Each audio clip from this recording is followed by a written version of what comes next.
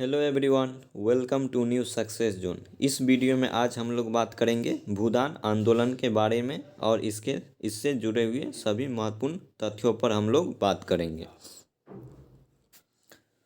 भूदान आंदोलन विनोबा भावे के द्वारा 1951 में शुरू किया गया था, जो कि एक स्वैच्छिक भूमि सुधार आंदोलन था। तो आप लोग को याद रखना है कि भूदान आंदोलन का शुरुआत किया गया था आचार्य विनोबा भावे के द्वारा, और इसका जो शुरुआत किया गया था 1951 में इसका शुरुआत किया गया था। और यह एक स्वैच्छिक भूमि सुधार आंदोलन था। कैसा आंदोलन था? तो स्वैच्छिक भूमि सुधार आंदोलन था। और आचार्य विनोबा भावे के द्वारा ही सर्वोदय समाज को स्थापित किया जाता है। तो इससे 4 पॉइंट याद रखना है भूदान आंदोलन से। इसकी शुरुआत विनोबा भावे के द्वारा किया गया था और 1951 में इसकी शुरुआत हुआ था।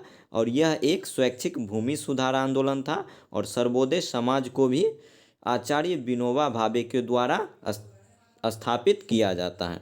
अगले पॉइंट पे आते हैं। भूदान आंदोलन का जो उद्देश्य था, इसका उद्देश्य था अहिंसात्मक तरीके से देश में सामाजिक परिवर्तन लाना था।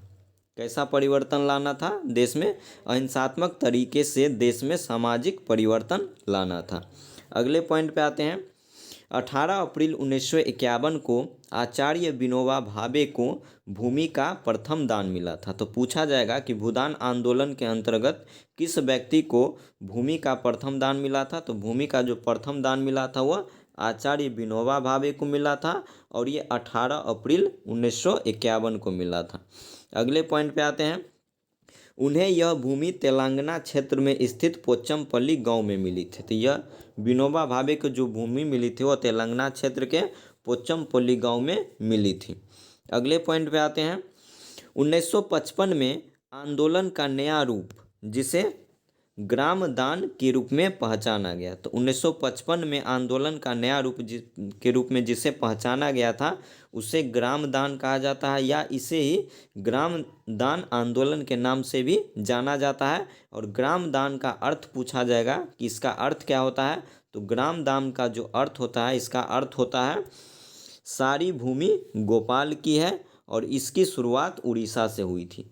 तो ग्राम दान आंदोलन से 3 बात आप लोग को याद रखना है कि ग्राम दान आंदोलन की जो शुरुआत हुई थी, इसकी शुरुआत उड़ीसा के क्षेत्र से हुई थी और इसका अर्थ होता है सारी भूमि गोपाल की है।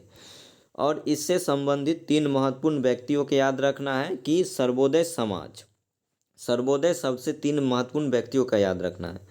सबसे पहले पूछा जाएगा कि सर्वोदय शब्द का प्रयोग किसके द्वारा किया गया था?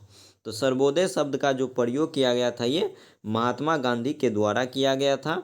उसके बाद पूछा जाएगा आप लोगों से कि सर्वोदय समाज को किसके द्वारा स्थापित किया गया? तो सर्वोदय समाज को आचार्य विनोबा भावे के द्वारा स्थापित किया गया था। जबकि ये पूछा जाए आप लोगों से कि सर्वोदय योजना को किसके द्वारा शुरू किया गया? तो सर्वोदय योजना को जो शुरू किया गया था यह जयप्रकाश नारायण के द्वारा शुरू किया गया था।